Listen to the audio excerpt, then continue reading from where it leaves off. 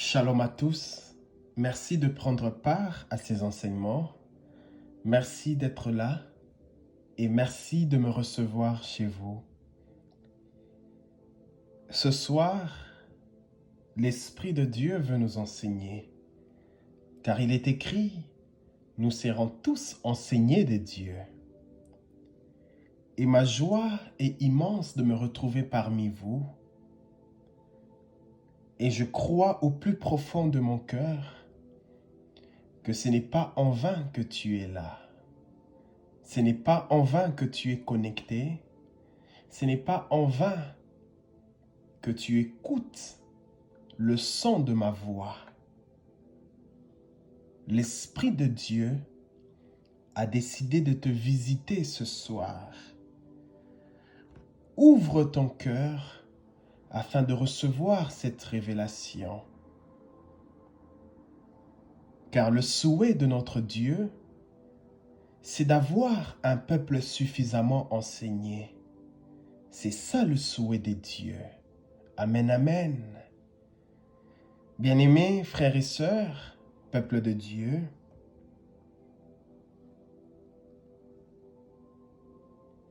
est-ce qu'il t'est déjà arrivé de te poser cette question, à savoir, comment un homme peut-il faire connaître à Dieu ce besoin?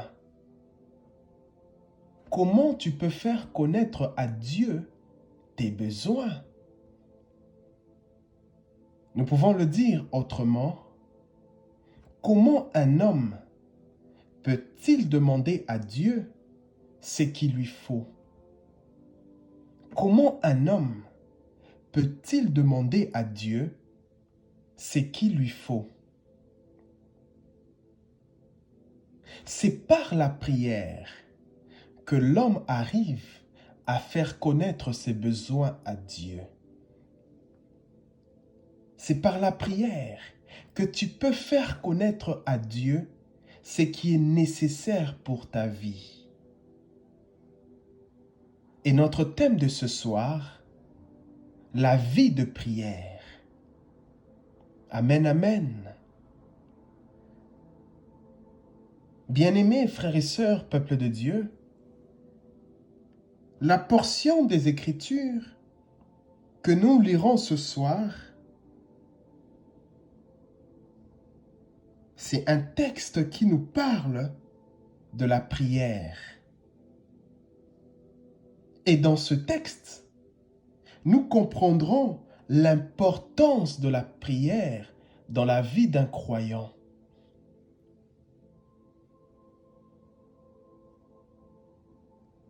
Au travers l'enseignement de ce soir,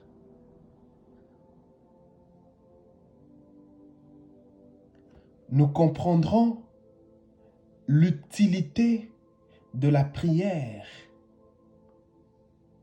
Nous comprendrons comment la prière peut établir une relation entre l'homme et Dieu.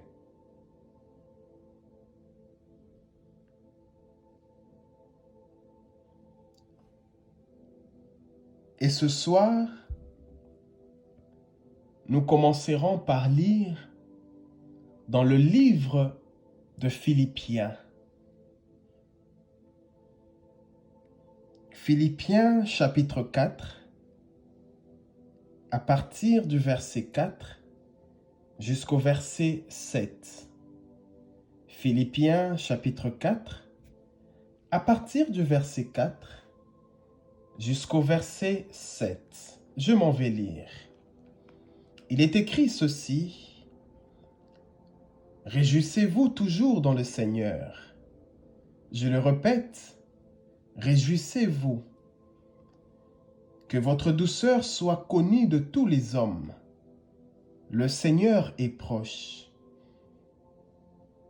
Ne vous inquiétez de rien, mais en toute chose, faites connaître vos besoins à Dieu par des prières et des supplications, avec des actions de grâce. Et la paix de Dieu, qui surpasse toute intelligence, gardera vos cœurs et vos pensées en Jésus-Christ. » Amen, amen.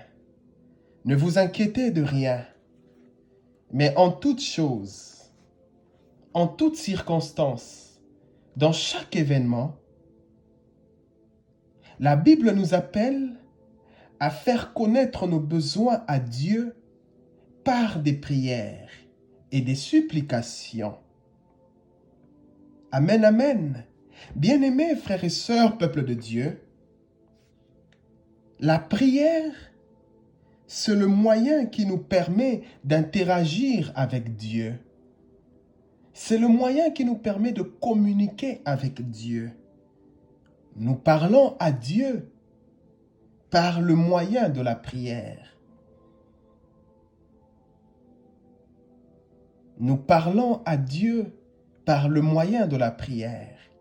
Voilà pourquoi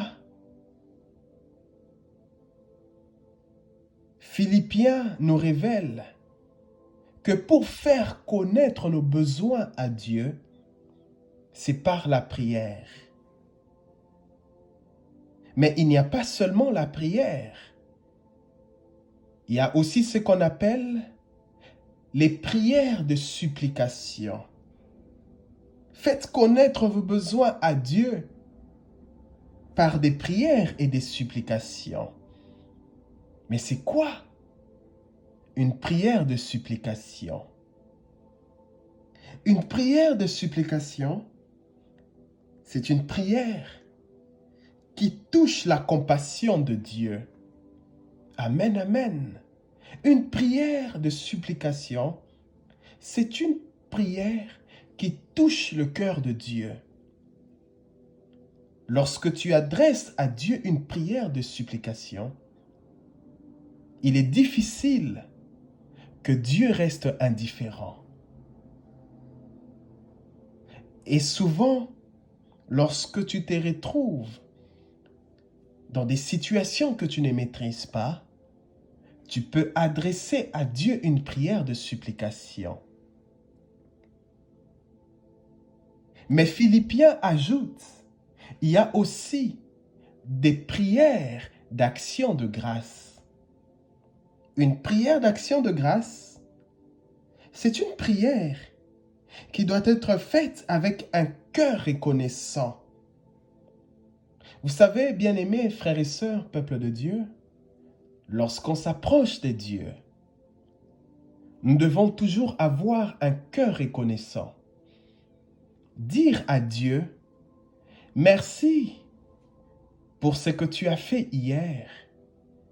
Merci pour ce que tu as accompli aujourd'hui. Et merci pour ce que tu vas faire demain. Car je sais que tu as formé de projets de bonheur pour ton peuple. Et la prière d'action de grâce, c'est une prière de reconnaissance. Ayant toujours une attitude de reconnaissance envers Dieu. Lorsque tu as une attitude de reconnaissance, tu permettras à Dieu de faire encore davantage dans ta vie. Amen, amen. Et lorsque nous étudions la vie du Seigneur Jésus-Christ sur terre, lorsque le Christ est venu sur terre comme étant un simple homme, lui qui était l'égal de Dieu, lui qui était le Fils du Dieu très haut, mais il est venu sur terre comme un simple homme. Il s'est humilié. Il a pris la nature humaine. Et dans sa nature humaine, le Seigneur Jésus-Christ, lui qui est notre modèle, lui qui est notre maître, il avait besoin de la prière.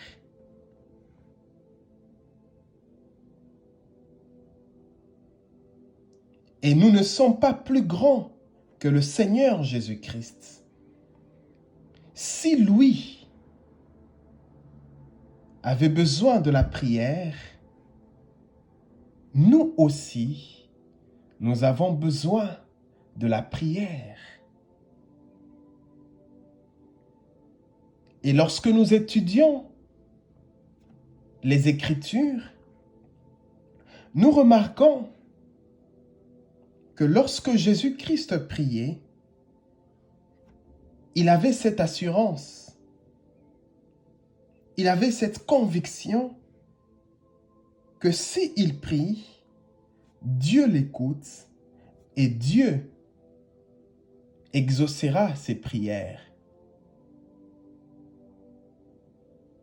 Amen, amen. Dans Luc chapitre 5, à partir du verset 16, la Bible nous révèle que le Seigneur Jésus-Christ, de temps en temps, il s'est retiré en secret pour prier. Car il était toujours accompagné d'une foule qui le suivait à cause des miracles qu'il accomplissait. Mais il connaissait l'importance de la prière. Et à chaque fois, il s'est retiré de la foule. Il allait dans un lieu secret et il priait Dieu. Et quand il revenait au milieu de la foule, Jésus commençait à enseigner. Et la Bible nous révèle que le miracle s'est produit. La puissance de Dieu se manifestait. Les malades trouvaient guérison. Pourquoi? À cause de l'intimité qu'il avait dans la prière.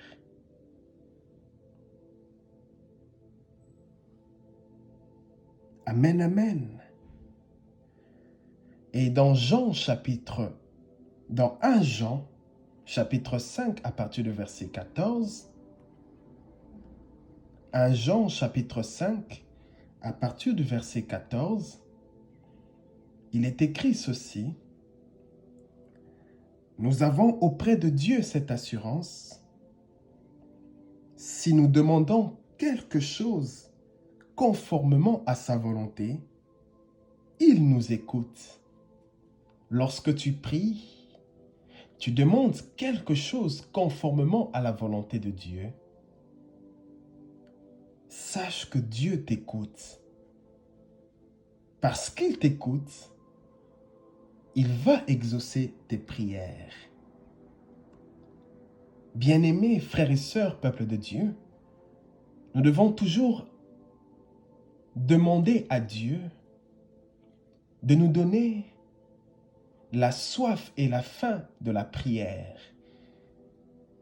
Car l'esprit de l'homme se nourrit par la prière. Dans l'homme, c'est d'abord l'esprit. Et pour que ton esprit soit nourri, tu dois avoir une vie de prière. Celui qui ne s'alimente pas finit tôt ou tard par perdre sa vie. Et c'est de même pour celui qui ne prie pas. Tôt ou tard, il finit par perdre l'équilibre. Il finit par être fragilisé et très souvent même succomber face à la tentation. Pourquoi? Parce qu'il n'y a pas de vie de prière. Il n'y a pas de vie de prière. Et le Seigneur Jésus-Christ nous montre le chemin à suivre. Il partait dans des endroits isolés, seul, dans l'intimité, il priait Dieu. Pourquoi? Pour que sa vie puisse dépendre totalement de Dieu. Pour garder son autorité spirituelle, il avait besoin de la prière.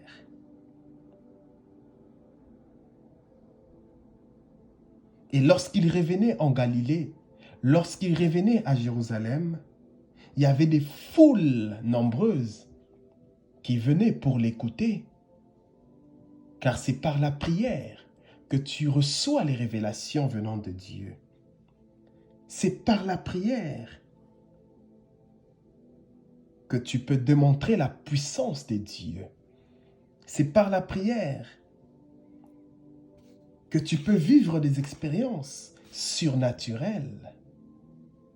C'est par la prière que Dieu se révèle à l'homme. Amen, amen. Et la prière occupe une fonction primordiale dans la vie de chaque enfant de Dieu.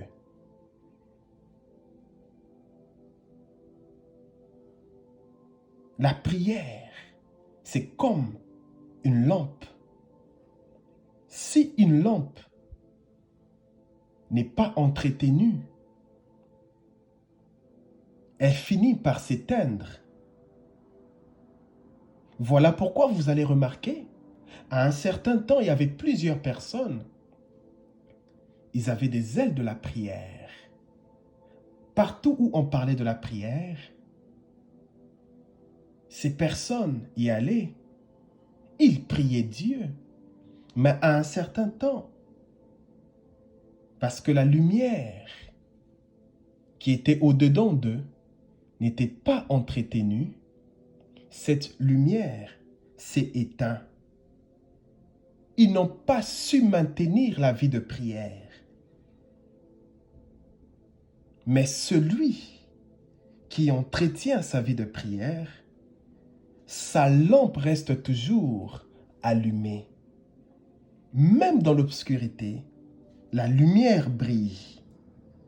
Car c'est par la prière que l'homme arrive à faire connaître son intention à Dieu. C'est par la prière que tu parles à ton Créateur. Tu fais connaître à Dieu tes besoins.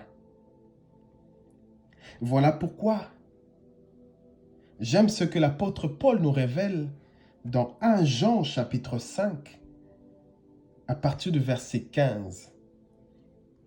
L'apôtre Paul dit ceci: « Nous le savons, Dieu écoute toutes nos demandes. » Dieu écoute toutes nos demandes.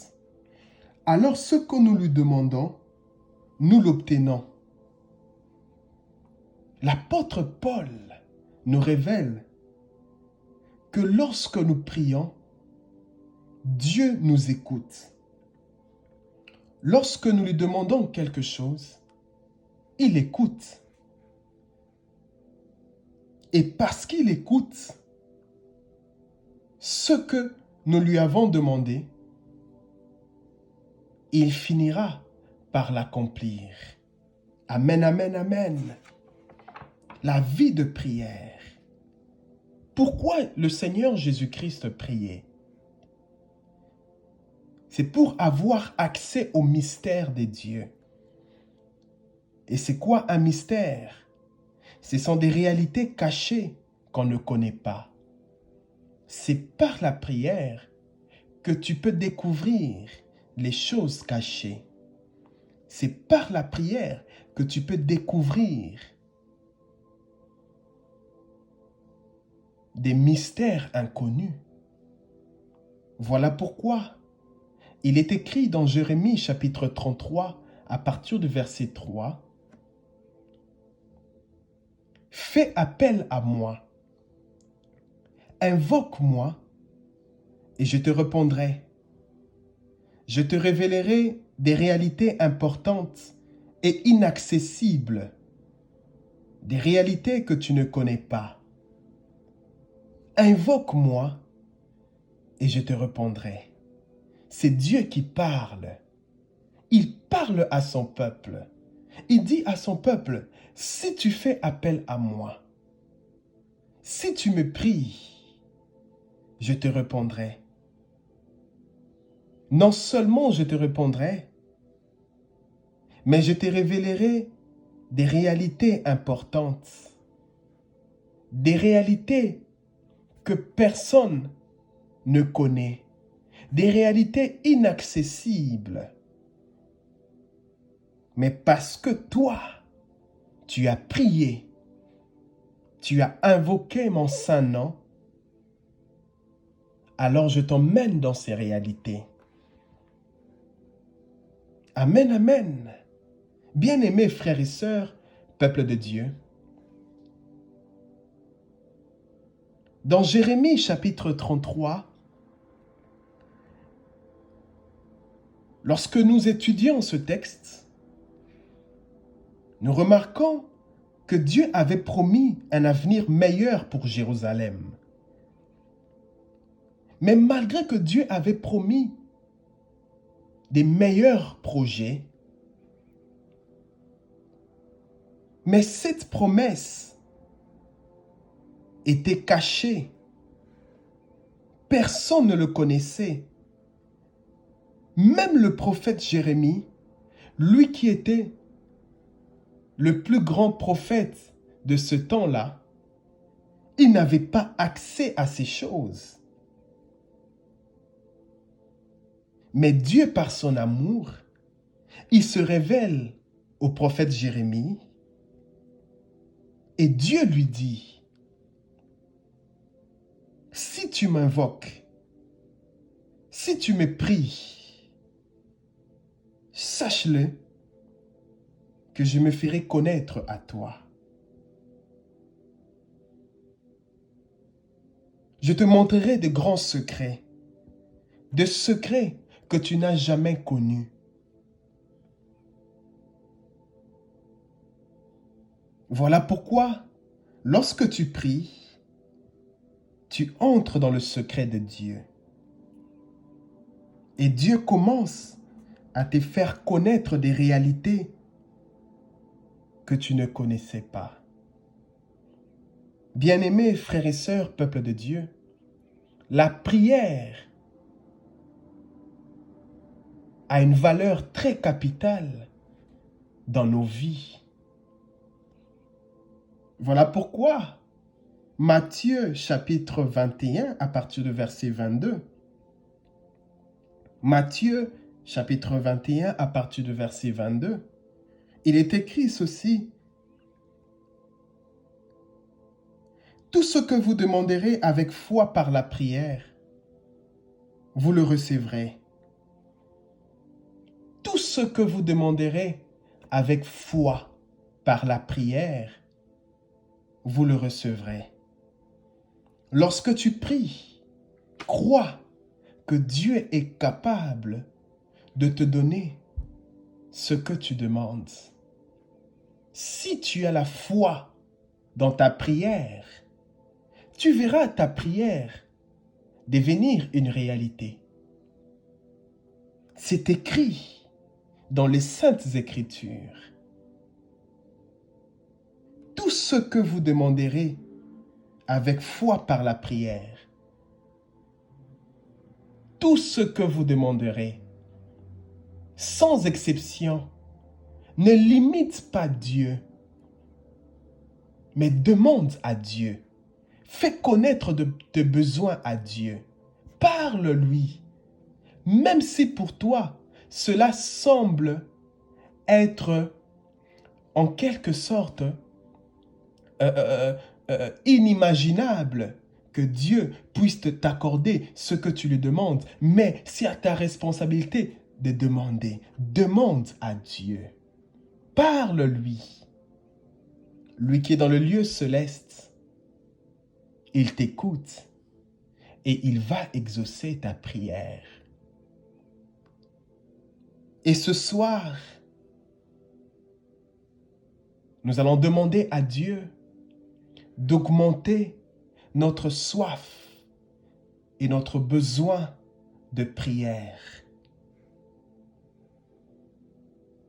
Bien-aimés frères et sœurs, peuple de Dieu, si vous avez la foi,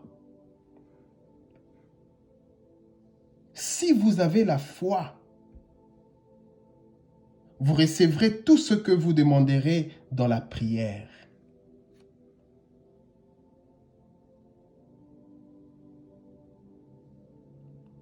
J'aime cette histoire dans 2 Chroniques chapitre 20.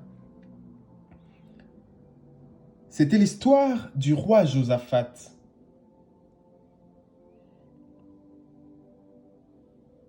Et un jour, le roi Josaphat va se décider de prier. Il va se décider de faire appel à Dieu. Vous savez pourquoi? Parce que des messagers sont venus annoncer au roi en disant: Ô roi, une armée nombreuse arrive pour te faire la guerre. Une armée nombreuse s'était levée pour faire la guerre au roi Josaphat.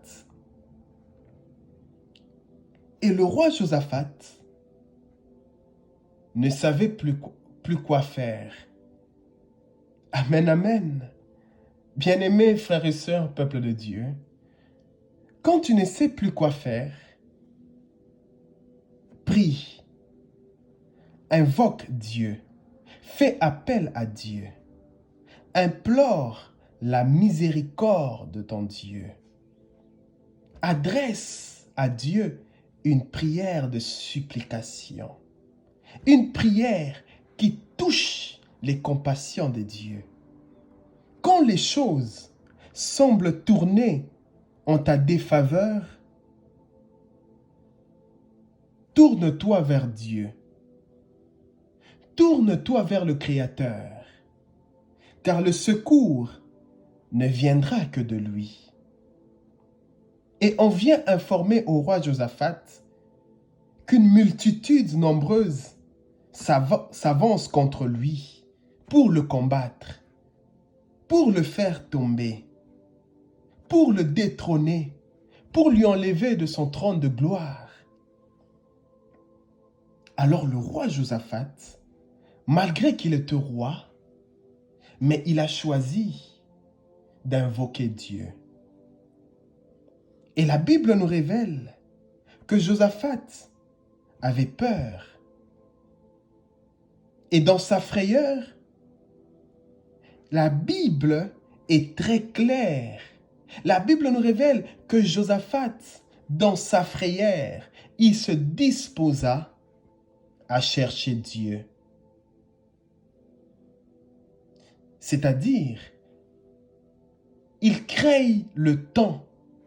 Malgré ses multiples occupations, il change son agenda. Il se disposa à chercher Dieu. Que tes multiples occupations ne tuent pas ta vie de prière. Que tes multiples occupations ne tuent pas ta vie de prière. Tu n'es pas plus occupé qu'un roi. Imaginez-vous, un roi, malgré ses multiples tâches, ses multiples occupations, mais il trouve le temps pour chercher Dieu. Le Seigneur Jésus-Christ, es-tu occupé plus que Jésus-Christ lorsqu'il exerçait son ministère sur terre? Il y avait une foule nombreuse qui le suivait. Service de guérison, service de miracle, il devait enseigner la foule. Il devait aller de lieu en lieu. Mais malgré tout cela, il se retirait pour chercher Dieu. Il s'est retiré pour prier. Amen, amen. La prière n'exclut pas le travail. Le travail n'exclut pas la vie de prière. Mais au contraire, la vie de prière sécurise ton travail. La vie de prière sécurise tes activités. La prière sécurise le fruit de ton travail. Le roi Josaphat décide de consulter Dieu. Et écoutez la prière que Josaphat a adressée à Dieu. Cette prière, nous pouvons le retrouver dans 2 Chroniques chapitre 20 à partir du verset 6. 2 Chroniques chapitre 20 à partir du verset 6. Le roi Josaphat, dans sa frayeur, il adresse une prière à Dieu. Il dit à Dieu, Dieu de nos ancêtres, Dieu de nos pères, c'est toi qui es dans le ciel et c'est toi qui gouvernes tout le royaume de la terre. Tu possèdes la force et la puissance et personne ne peut te résister. Voilà aujourd'hui, l'ennemi a décidé de nous arracher l'héritage que tu nous avais donné. L'ennemi a décidé de nous chasser de la terre que tu nous as accordée. Toi, notre Dieu, est-ce que tu ne vas pas nous rendre justice contre eux? Est-ce que tu nous donneras pas la victoire face aux Moabites qui nous attaquent? Amen, amen. Bien-aimés frères et sœurs, peuple de Dieu, par cette prière que Josaphat a adressée à Dieu, Josaphat reconnaît que sans Dieu, il n'y aura pas de victoire. Josaphat reconnaît que sans Dieu, il sera pris par la main des Moabites. Voilà pourquoi il dit à Dieu, Seigneur, face à cette multitude qui nous attaque, nous sommes sans force et nous ne savons que faire. Par sa prière, il dit à Dieu, Seigneur, nous ne savons que faire. Et nous n'avons que toi. Nos yeux sont fixés sur toi, Éternel. Et viens à notre secours et délivre-nous. Bien-aimé, écoute ceci. Même quand tu as l'impression que rien ne fonctionne dans ta vie, n'arrête jamais de prier. Par ta prière de foi, Dieu peut t'accorder des grandes faveurs. Par ta prière, Dieu peut t'accorder des grands résultats. Josaphat avait peur. Certainement, il était découragé. Mais il n'a pas choisi d'abandonner. Il a choisi de tourner son regard vers celui qui donne la victoire. Il a invoqué Dieu par la prière. Amen, amen. Il a invoqué Dieu par la prière. Et Dieu lui a répondu.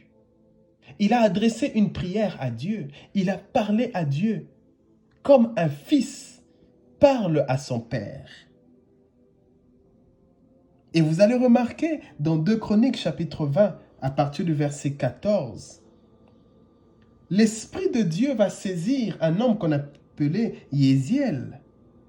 Et Yéziel va se mettre à parler de la part des dieux. Et il va dire au roi Josaphat et au peuple judéen, n'ayez pas peur. Amen, amen. Vous savez, j'aime toujours cette expression. N'ayez pas peur.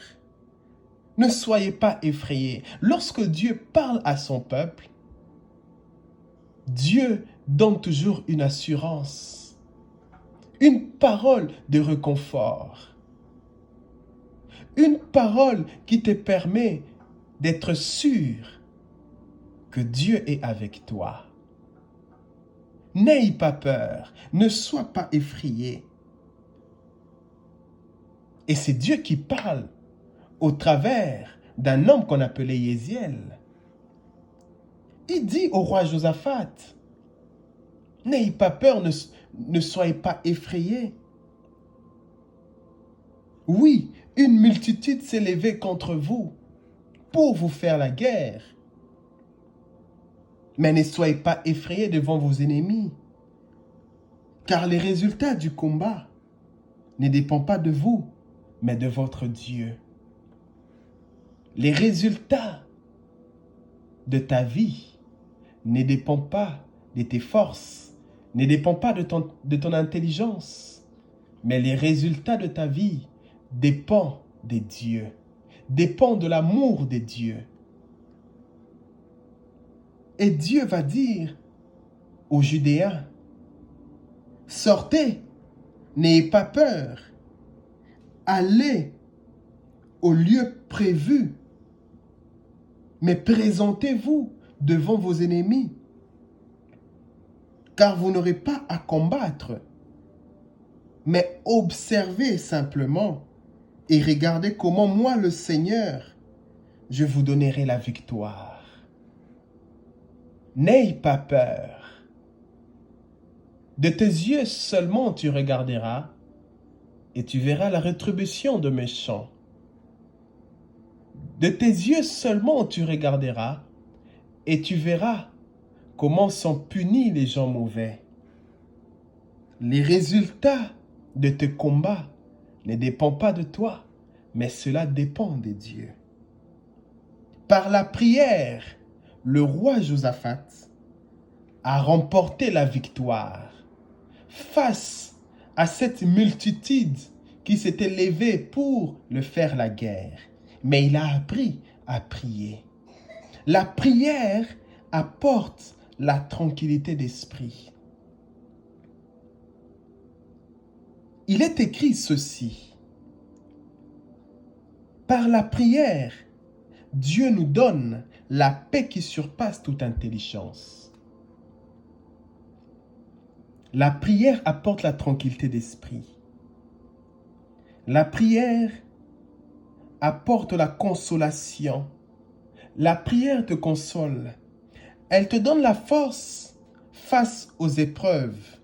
Elle te donne cette force de surmonter les épreuves. Et la prière apporte la sagesse venant d'en haut.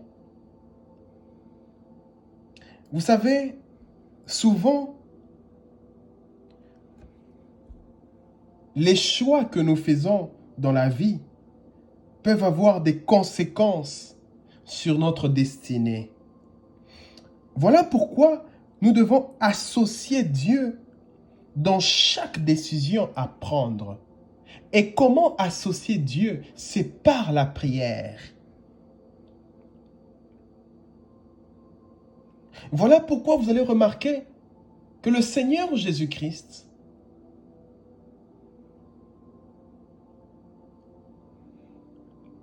lorsqu'il voulait prendre une décision importante, il se retirait toujours en prière. Pourquoi? Parce que la prière te permettra de prendre des bonnes décisions.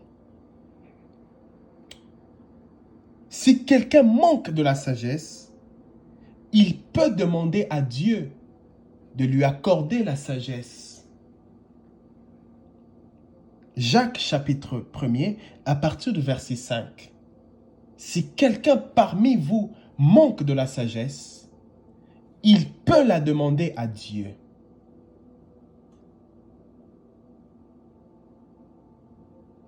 Et Jésus-Christ a ressenti ce besoin de prière. Il avait besoin de la prière. Il avait besoin d'être guidé par l'Esprit de Dieu pour prendre des bonnes décisions. Même lorsqu'il devait choisir les 12 apôtres, la Bible nous révèle que Jésus a passé toute la nuit à prier Dieu. La prière nous aide à prendre des sages décisions. Et j'insiste cette nuit,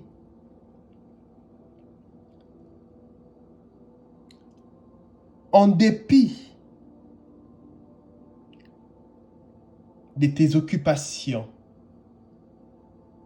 de tes activités, ne tue pas ta vie de prière. N'es-tu pas ta vie de prière? Veille à ta vie de prière, car la ruse de l'ennemi, la ruse du diable, il commence par attaquer ta vie de prière. Son souhait, c'est de fragiliser ta vie de prière. Il fait le tout pour détruire ta vie de prière. Avant de commencer à toucher d'autres domaines de ta vie, il va d'abord commencer à vouloir fragiliser ta vie de prière. Voilà pourquoi, malgré tes responsabilités, associe la prière pour sécuriser ton travail. Et la Bible nous révèle que nous devons prier continuellement. Dans 1 Thessaloniciens chapitre 5, à partir du verset 17, la Bible nous appelle à prier continuellement.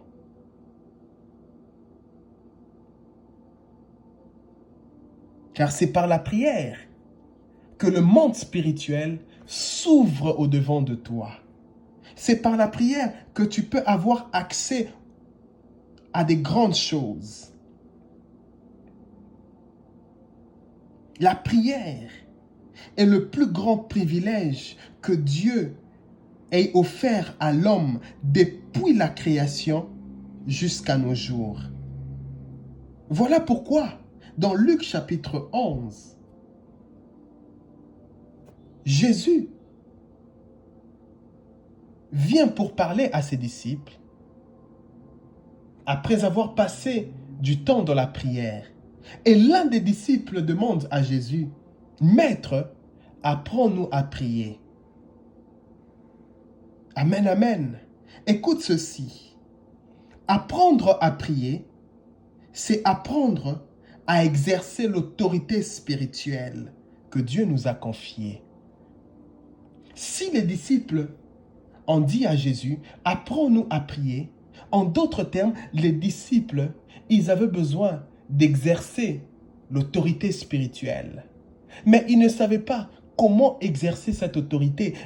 Ils voyaient, lorsque Jésus-Christ revenait, après avoir passé de longs moments dans la prière, il enseignait, il guérissait les malades, il chassait les esprits impurs. Il y avait des miracles qui se faisaient. Ils se posaient des questions, mais comment cela se passe? Voilà pourquoi eux aussi, ils ont voulu exercer l'autorité spirituelle. Ils ont dit à Jésus, apprends-nous à prier. Et Jésus les a appris à prier. Voilà pourquoi les disciples ont exercé l'autorité que le Seigneur Jésus-Christ exerçait sur terre. Et cette autorité est toujours disponible pour tout celui qui a une bonne vie de prière. La vie de prière te permet d'avoir toujours l'autorité dans le monde spirituel. Jésus s'est retiré pour invoquer Dieu. Et quand il revenait au milieu de gens, il y avait la puissance de Dieu qui entrait en manifestation. Si Jésus l'a fait, tu peux aussi le faire. Car lui-même a dit, dans Jean chapitre 14, à partir du verset 12, « Celui qui croit en moi fera aussi les œuvres que j'ai faites, et il en fera des plus grands, parce que je m'en vais au Père. » Tu peux le faire. Le secret, c'est la vie de prière. Si tu passes du temps dans la prière, alors tu peux accomplir tout ce que le Seigneur Jésus-Christ a accompli sur terre.